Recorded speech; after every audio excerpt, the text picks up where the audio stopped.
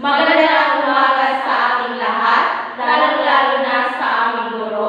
Kami ang pangkat-anim na nakatalagang magulat sa topikong Phonolohiya, Morpholohiya, Semantics at Syntaxes.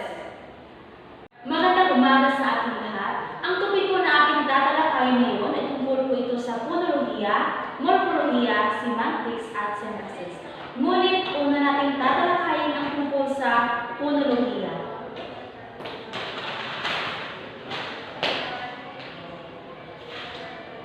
Ano nga ba ang phonolohiya? Ang phonolohiya ay isang makaagham na pag-aaral ng punima o ito tinatawag na tunog. Ang phonolohiya ay dito pinag-aralan ang mas mabigkas na mga tunog na tinatawag na punima. Ano nga ba ang punima? Ang punima ay isang salitang Grego na punima o pun o ito tinatawag na tunog. Ang punima ay makabuluhang unit ng tunog na nakapagpapabago ng kahulugan. Ang punima ay may dalawang uri. Ito ay ang punimang segmental at ang punimang suprasegmental.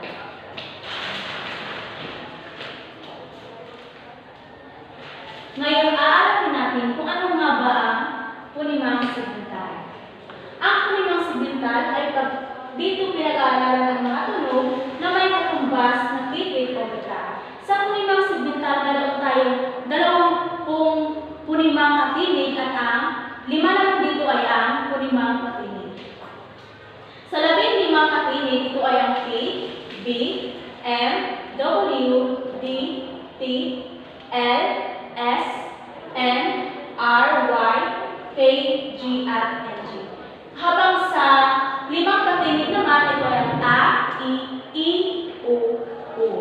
Pangalawa naman dito ay ang punimang suprasegmental. Ito ay lakas, bigat o bahagyang pagtaas ng tinig sa pagbigkas ng kanting sa salitang binibigas. So sa punimang suprasegmental naman, ay nagkakahulugang unit na karaniwang hindi tinutumpasan ng titik o letra.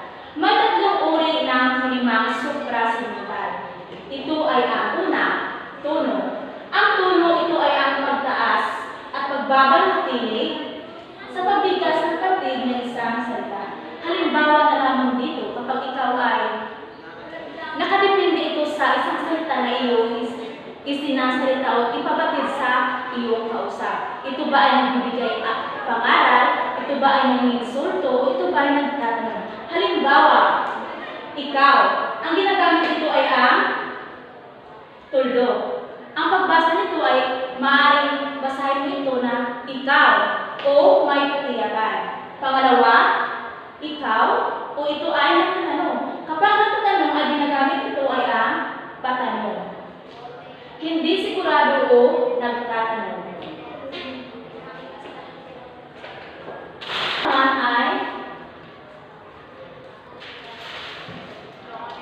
Ang pangalawa naman ay ang diin. Ang diin, ito ang haba ng bigkas na iniukol sa kantig ng isang salita. Halimbawa nito ay ang bukas o bukas. Magkaiba ang kanilang kahulugan dahil magkaiba din ang kanilang tunog o intonasyon ng isang salita. Pangalawa, pito or pito. Magkaiba din ang kanilang kahulugan dahil magkaiba ang pagbigkas ng mga salita. Pangatlo ay ang saya or saya. Pangatlo naman ay ang antala. Ito ay isang saglit na pagtigil sa pagsasalita upang maging malinaw. Halimbawa na nito ay ang hindi siya si Jumar. Narito ang isang halimbawa ng pangungusap. Ngunit hahanapin natin o ibibigas natin sa pamamagitan ng pagtigil sa pagsasalita. Hindi siya si Jumar. Tumitigil tayo sa hindi dahil dito nakalagay ang isang impit o dito natin titigil ang ating pagsasalita. Pangalawa, hindi siya si Jumar. Dito naman sa pangalawa ay tumitigil tayo sa siya dahil dito nakalagay ang impit o ang paghinto. Pangatlo, dumapot naman tayo sa diptunggo. Ang alinmang patinig na sinusundan ng malapatinig na Y o W sa loob ng isang pantig. Halimbawa nito ay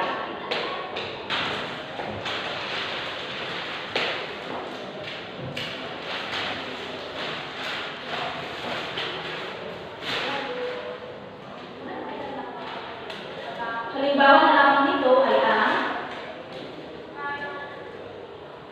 ang mga digtunggo sa Pilipino na may Y. Halimbawa, I, A, Uy, Oy. Sa W naman ay ang aw, ew, ew, o, o. Ngayon, dumako naman tayo sa kambal at tinig o cluster. Ang kambal at tinig o ito tinatawag na cluster ay ang magkasunod na kunimang katinig sa isang pantig. Halimbawa, unahan, gitna, hulihan. So mayroon tayong tinatawag na mga katinig na nasa unahan natin makikita at nasa gitna naman at sa hulihan. Halimbawa sa unahan, drama. Nasaan ba dito ang katinig sa isang salita? So makikita natin dito na nasa unahan. Sa salitang drama, sa unahan natin makikita ang katinig. Blusa. Sa gitna naman ay ang squatter. So makikita natin ang katinig na nasa gitna ng salita. Pangalawang halimbawa ay ang eskwela. So sa eskwela ay makikita natin na ang salitang katinig ay ang nasa gitna natin makikita. Sa hulihan naman, halimbawa nito ay ang record.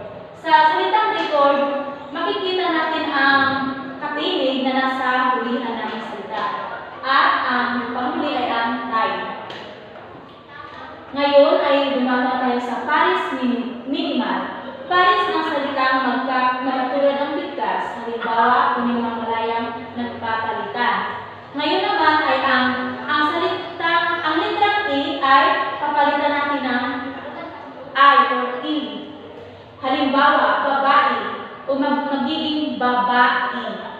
Ang lalaki naman ay magiging lalaki. At ang una naman ay papalitan natin sa litrang U or U. Halimbawa ay ang uso or uso. At ang guro or ang guro. At yan lamang po. Ngayon, natapos na tayo sa fonolohiya, pumunta naman tayo sa morpolohiya.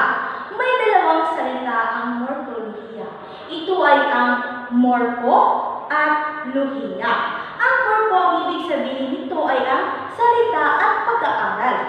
Ang lohiya naman ay pag-aaral sa pagbuo ng salita. Okay, ang morpolohiya, ang ibig sabihin nito ay ang pag-aaral ng mga salita sa pamamagitan ng iba't ibang morphema. Okay. Morphema, ito ay pinakamaliit na unit ng salita na nagtataglay ng kahulugang salitang ugat plus panlati. Halimbawa, ma plus ganda equals maganda. Okay. Bakit nga ba sinasabi natin ma? Okay. Ang ma ay ito ay nangangahulugang mayroon. Okay. Halimbawa, ma plus bait equals mayroong bait. Okay. Ma plus yaman, mayroong yaman. Okay. Kapag sinasabi naman natin na ikaw, Gina, gandang babae, ito ay mayroong pagkukulang na mga salita. Kaya, naglalagay tayo ng panlapi upang makabuo tayo ng bagong salita. Okay. Ngayon, mayroon tayong 6 na pagbabagong morpoponimiko. Una ay ang papapalit ng ponema, pagkatatas ng ponema, asimilasyong partial, asimilasyong ganap, metathesis, at paglilipat-liit.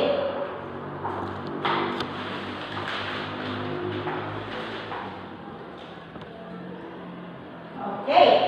Ngayon, ang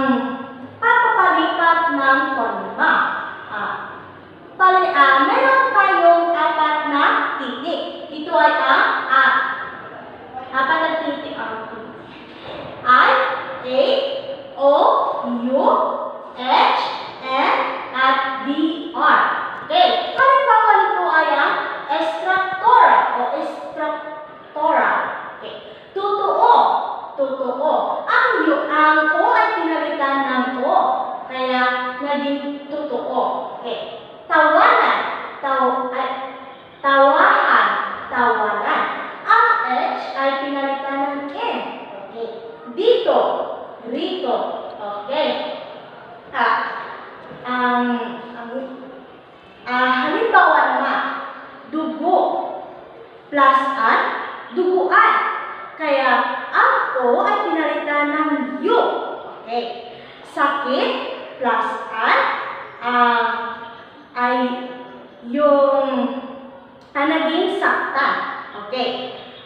Kuha plus in equals kunin.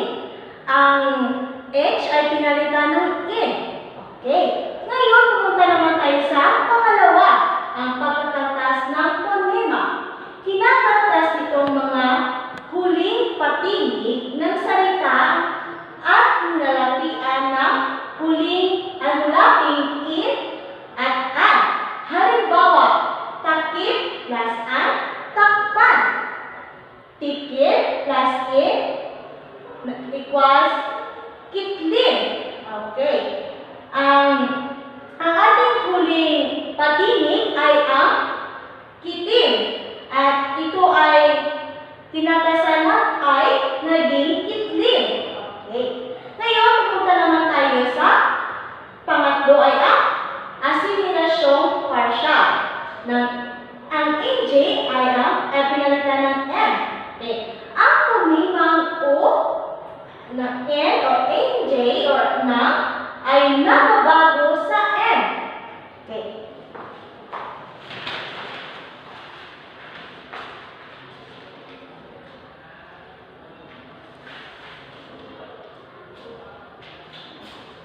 Okay, pang o sing. Okay. Nagsisimula sa P-O-B. Okay, halimbawa, pang plus bansa, pambansa. Kaya naging pambansa ay ang NJ ay pinalitan ng N. Okay. Sing plus buti, simbuti. Ang NJ naman ay pinalitan ng N. Okay. Halimbawa naman ay yung bahay ay pangbahay. Diba? Yung bukid ay pangbukid ay pangbukid. Yung pagpili ay pagpelikula, naging pagpelikula. Ngayon, pumunta naman tayo sa asimilasyon. NJ ay pinalitan ng N. Ang kulimang O N or NJ ay nagbabago sa N. Okay. Nagsisimula sa DL or ST. Ito ay ibig sabihin na dealers. Halimbawa, pang plus tulog equals pantulog. Okay. Ang NJ naman ay pinalitan ng N. Okay. Sing plus sarap, sing sarap. Okay. Iba na ay, meron na tayong halimbawa ay yung pang plus duyan equals panduyan. Okay. Yung pang plus tayo ay naging sintayo. Okay. Naging siyang sintayo dahil nagagamit naman tayo na sing. Okay. At ang panlaro ay panglaro ay naging panlaro. Okay. Ngayon, pumunta naman tayo sa asimilasyon. AJ at na Okay. Ito ay walang pagbabago. Ang kulimang O and na ay hindi nagbabago.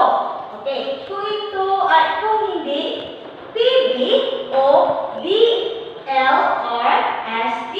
Okay. Halimbawa, pang plus walis equals pangwalis. Di ba walang nagbabago? At ang pangalawa ng halimbawa ay ang pang plus alisi, pang elesi. Okay. Ngayon, pumunta naman tayo sa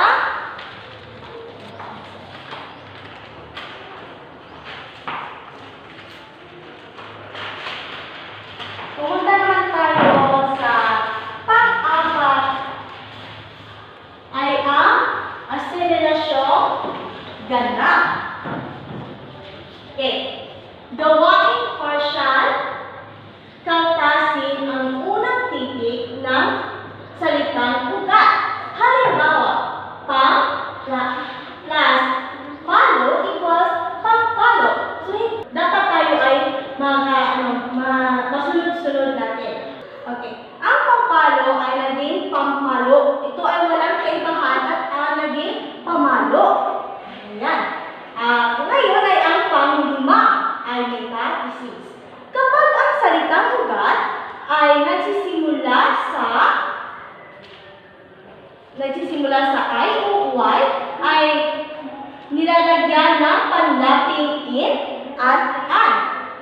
At ang I at in ay nagkikipagpalitan. Halimbawa, para maintindihan natin. Halimbawa, in plus lipad equals nilipad. In plus ligaw equals niligaw. Ngayon, pumunta naman tayo sa panghuling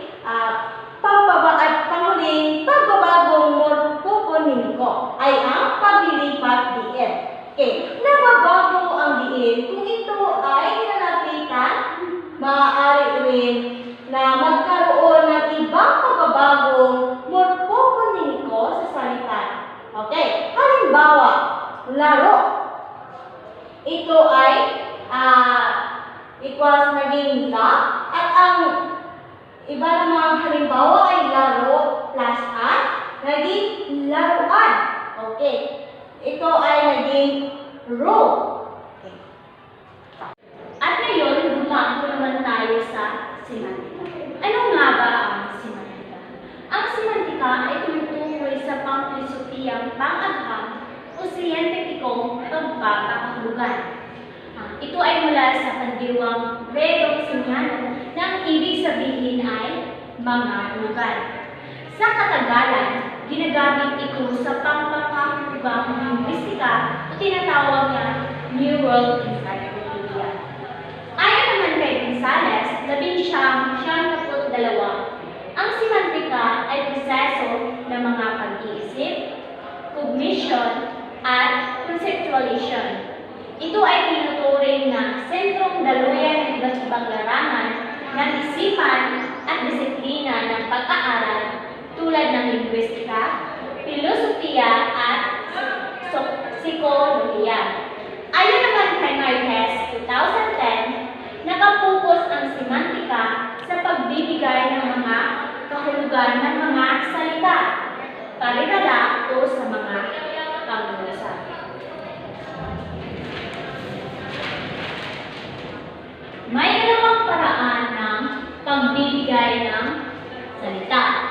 Una ay ang denotasyon. Nagtatalay o nagpapahiwatig ng mga neutral. Pag sinabi natin neutral o walang pinapaligan o objektibong kahulugan ng mga termino. Tumutukoy rin ito sa mga literal na nagpapahulugan sa mga salita. Ang mga kahulugan ay nagmula sa mga diksyonaryo o sa mga aklat. Halimbawa nito ay ang paru-paro ay dumako sa rosas. Ayaw ko ng isdang bangus dahil matinik ito. So ang denotasyon natin dito ay ang paru-paro at ang matinik. Pangalawa ay ang konotasyon. Ano nga ba ang konotasyon? Ito ay tumutukoy sa karagdagang kahulugan, taglay isang salita batay sa intensyon o sinabi o sa ibang salita, ito ay tinatawag na suggested meaning. Ito rin ang mga kahulugang ibinigay sa mga salita, parirala o sa mga pangungusap na hindi tuwirang isinasaan. Halimbawa nito ay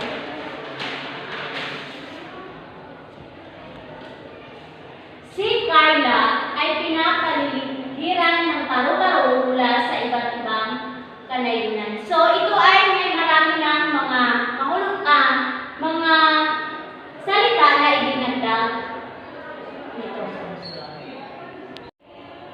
Natapos na natin talakayin ang tatlong topiko, ang phonolohiya, morpholohiya, at semantics. Ngayon naman, tatalakayin natin ang syntaxes. Ano nga ba ang syntaxes? Ang syntaxes, ito ay tumutukoy sa pag-aaral ng pagbuo ng mga pangungusap.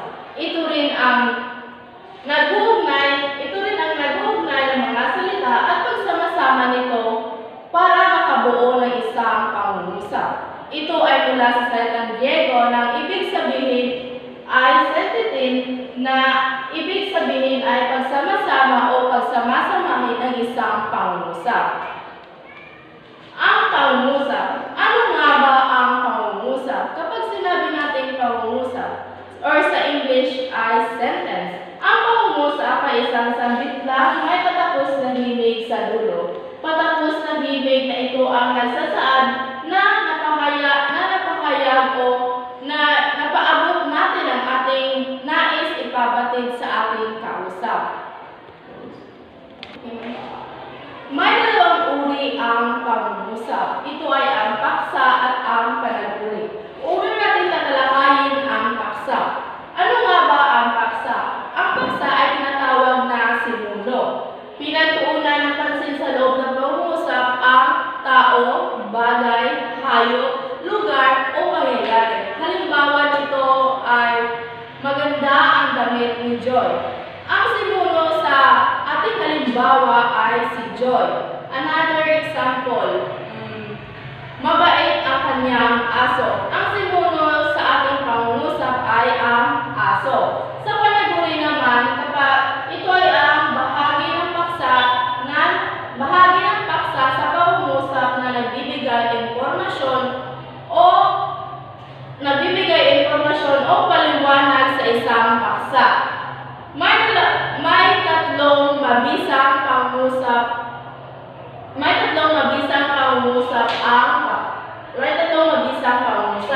Ito ay ang maingat ang pagpili sa gamit ng mga salita. Pangalawa, matalinong pagsasaayos ng mga salita upang makabuo ng mahusay na pangungusap. At ang pangatlo ay ang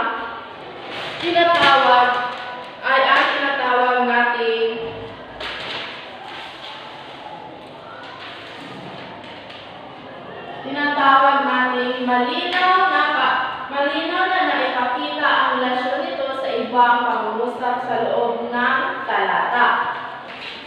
May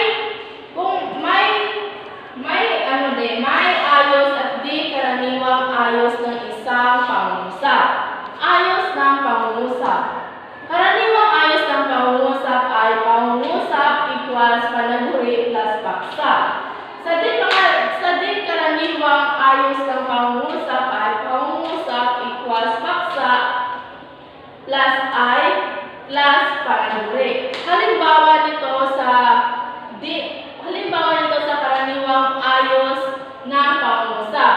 Unang halimbawa ay ang namigay ng libreng bigas ang pangulo. Dito, sa di karaniwang ayos nito ay ang pangulo ay namigay ng libreng bigas. Dito sa di karaniwang ayos ay linagyan ng I. Sa karaniwang ayos ay walang I. Pangalawang halimbawa ang umalis ng maaga si Joy. Sa di karaniwang ayos nito, si Joy ay umalis ng maaga. May pagkakaiba ang dalawang pangungusap. Ang isa walang I at ang isa naman ay merong I. Naintindihan lang ba ang dalawang ayos ng pangungusap?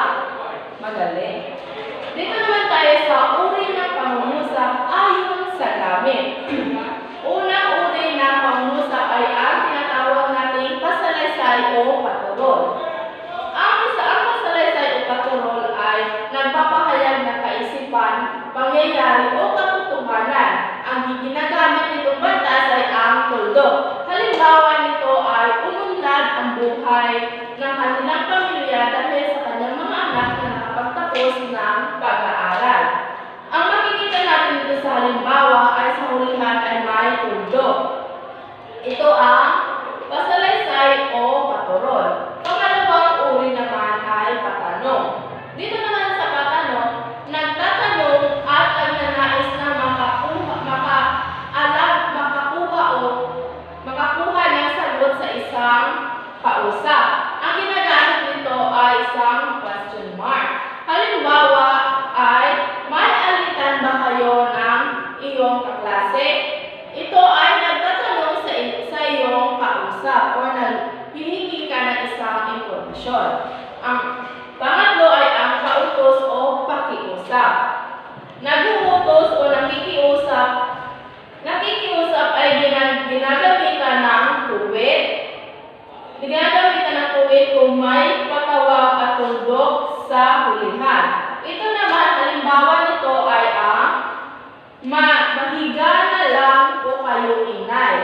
Ito, ginagamitan dito ng tuldok dahil ito ay isang paturol o kasalaysay.